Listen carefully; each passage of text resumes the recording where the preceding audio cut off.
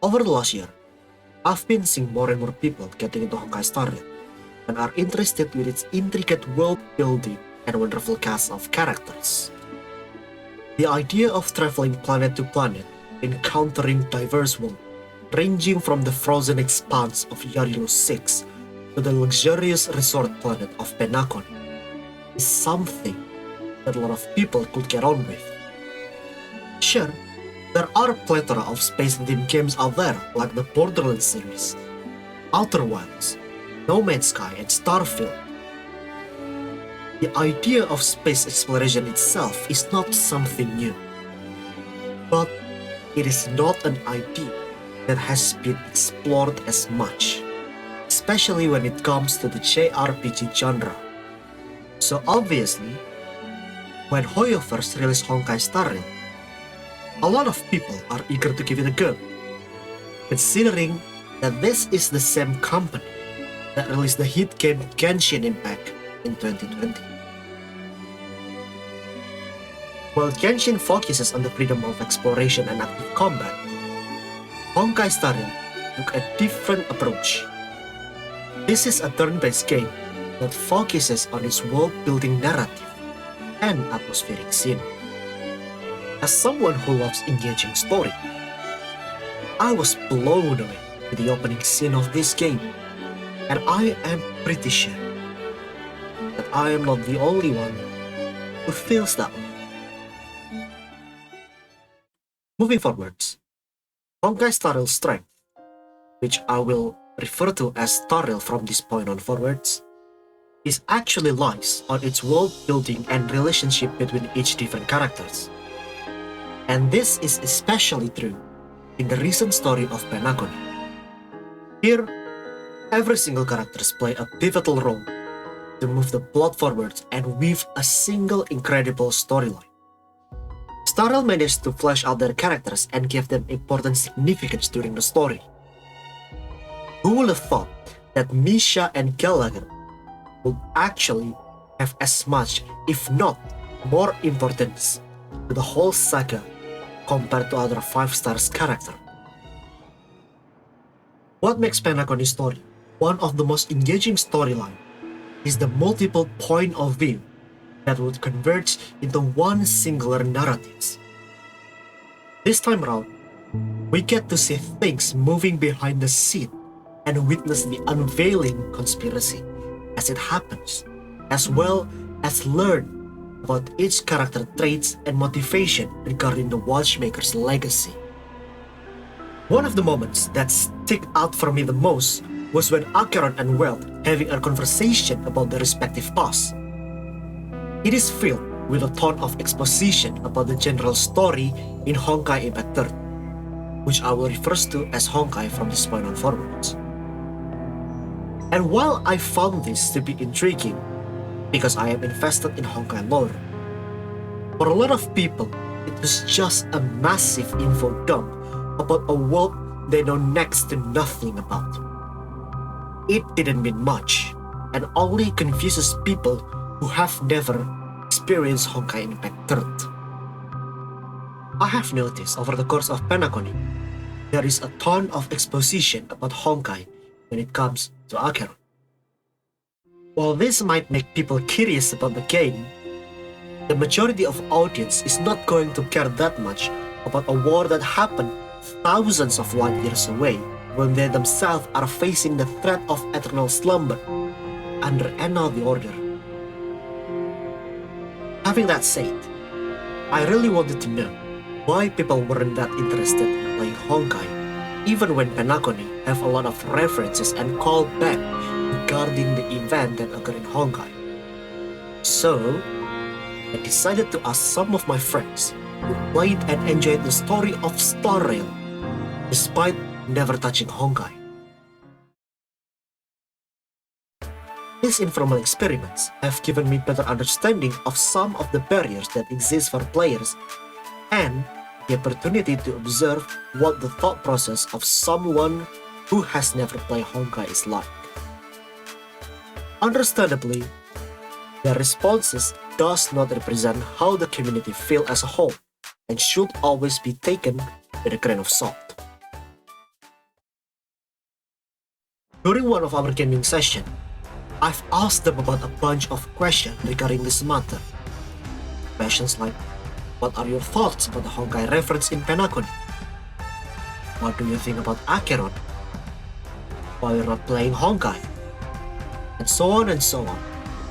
From what I have gathered, I could narrow it down into 5 reasons as to why they are not playing Honkai. Here they are. This might sound silly, but not having English voiceover means that you need to actively pay attention and read the dialogue. You can just sit there listening and expect to understand what is going on unless you know Japanese or Chinese.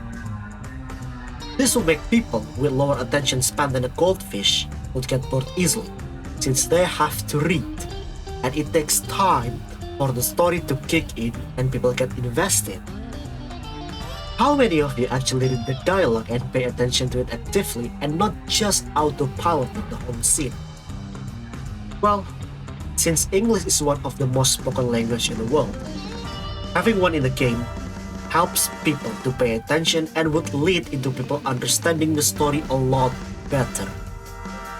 In a game that relies heavily on text, having the explanation be spoken out loud can enhance their experience for the player. Without the addition of English voiceover, however, people will more likely to miss out on some stuff. And that leads into reason number 2. Comparing how Honkai Star Rail and Honkai Impact start, you'll notice how much Hoyo has grown.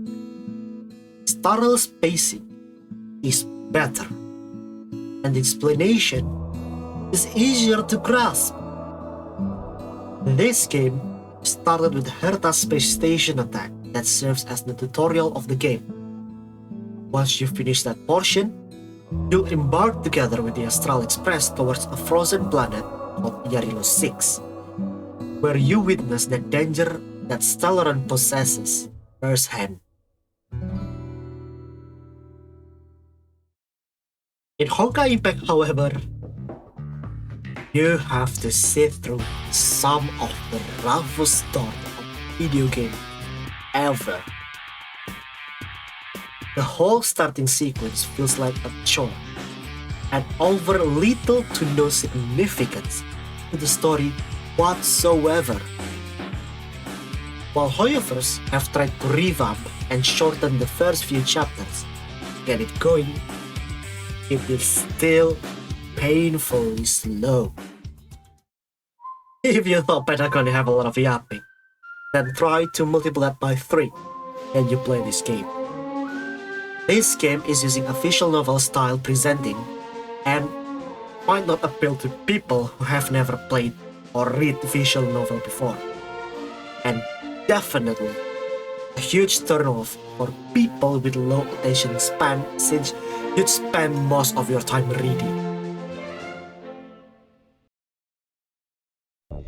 Let me ask you something. Do you have a PhD or some kind? Because I swear, you didn't want to understand what is actually going on. The amount of complicated terms the games throw at you out of nowhere is staggering. Just when you think you understand what a Hershare is, they will throw you into Sea of Quanta and talk about imaginary space as if this were common knowledge. Things could spiral out of hand very fast if you're not paying attention. And even if you pay attention to every single detail, there is still no guarantee that you are going to understand everything, because these games have a lot of complicated stuff. I think the best way to describe this game is that the beginning of the game is not the start of the story, and this, in turn, complicates a lot of things. If you wanted to know about the past of a certain characters, then you have to read the related story for that character in different form of media. Some of it is not even in game. You wanted to know more about the event of Second Eruption? go read the manga. You wanted to learn more about Fuhua? Go read its untranslated visual novel in Chinese. You're interested about anti-entropy? Watch my video. A bit of shameless plug there. You see, the story is messy and all over the place, so it can be hard for people to fully understand all the nuance, history, and interpersonal relationship of each character. Honkai Impact is an amazing game despite all the things I've mentioned before, and I would love to experience it all over again. But the problem is that the time you needed to play the main story alone would easily take over 100 hours of your life, not including other stuff like Post Honkai Odyssey and Elysian Realm. When you have other games to play, this number could be the deciding factor whether you'd be willing to invest the time needed or not. For some people, this might be doable. Most, it was not. In the slim chance you give this game a go, I would recommend you to take your time in enjoying the story. And don't look things online either, because it might ruin your enjoyment of the game. All things said and done, Honkai Impact proved to be far too massive and complicated for people who are looking to play the game casual. While it is entirely possible to install the game for the plot alone, the time commitment needed to go through the whole game is a lot, since this is a game that has been kept updated regularly for close to 8 years. In the end of the day, I would love to see new players experience the game for themselves. The Honkai series in general is a well-written story that could invoke various feelings for the readers. People who do not play the game will definitely feel left out when Honkai Impact is mentioned, especially when these two games are canonically connected with each other, and the chance of them intertwining is pretty much up there.